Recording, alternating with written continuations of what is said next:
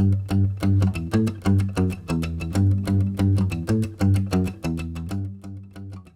guys, I'm Meredith. And I'm Katie. We hope you listened to our first podcast about Nick and Nora's Infinite Playlist. If you did, thanks for listening. We hope you liked our first podcast. And if you didn't, welcome. This week on Paper Jam, we are talking about books that have been turned into movies following our soundtrack theme. In our previous podcast, we talked about Nick and Nora's Infinite Playlist by Rachel Cohn and David Levithan. This podcast will be focused on Holes by Louis Sachar. Holes is a story about a boy named Stanley Yelnats who is sent to a correctional facility called Camp Green Lake when he is wrongfully accused of stealing a pair of shoes from Clyde Sweetfoot Livingston, a famous baseball player. Camp Green Lake, however, is not green, nor does it have a lake. It is a dried-up piece of land where kids are sent to dig holes to build character. As the story unfolds, you learn how the camp came to be and how Stanley's family's fate rests in the hands of Stanley and another camper, Zero. Yeah, unlike Nick and Nora's Infinite Playlist, this movie actually really seemed to follow the book very closely. Yeah. It was almost exactly how I imagined it. Yes, and I loved getting the visual through the movie because there are so many different parts to this story, so many side stories going on.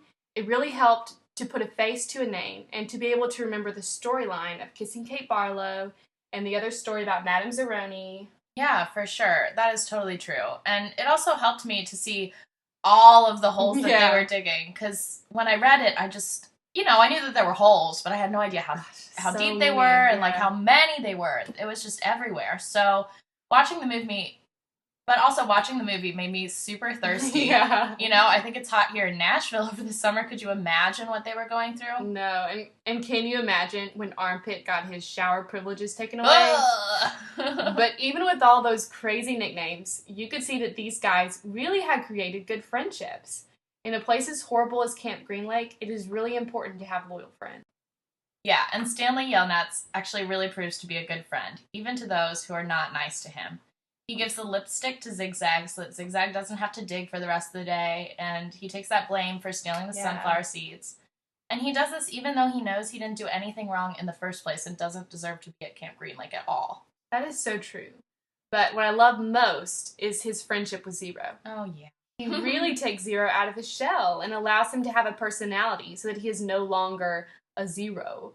Also, besides teaching Zero how to read, Stanley also really stands up for Zero. Yeah, it's a really wonderful moment. And, actually, Meredith, this is really important. I don't know if you've been hearing about this in the news or anything, but there's been a lot of issues with bullying all over the country. And kids of all ages are being bullied on the internet or even in person. And so Stanley is a really good example of what it means to treat everyone equally and with respect. And I'm not trying to go around preaching here, but it is really important to know that your actions affect other people. Yeah, I agree. So, not only Stanley's actions, but then even his great, no good, dirty, rotten grandfather or whatever. Yeah. His actions affected people too. And so, even before Stanley got to camp and people knew that people thought that Zero was stupid and not worth their time or attention. But as we get to know Zero, we find that he's actually a pretty cool kid and really smart too.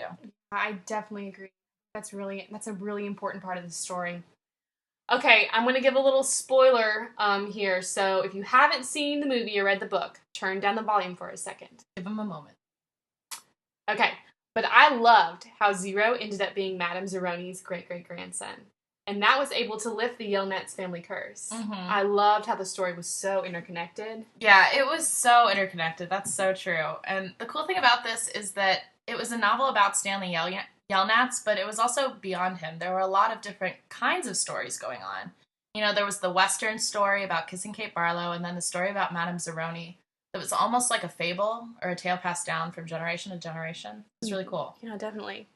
Okay, I'm looking at the Facebook discussions that we have going on right now on our Paper Jam Facebook page, and we had a lot of people write some opinions about books to movies.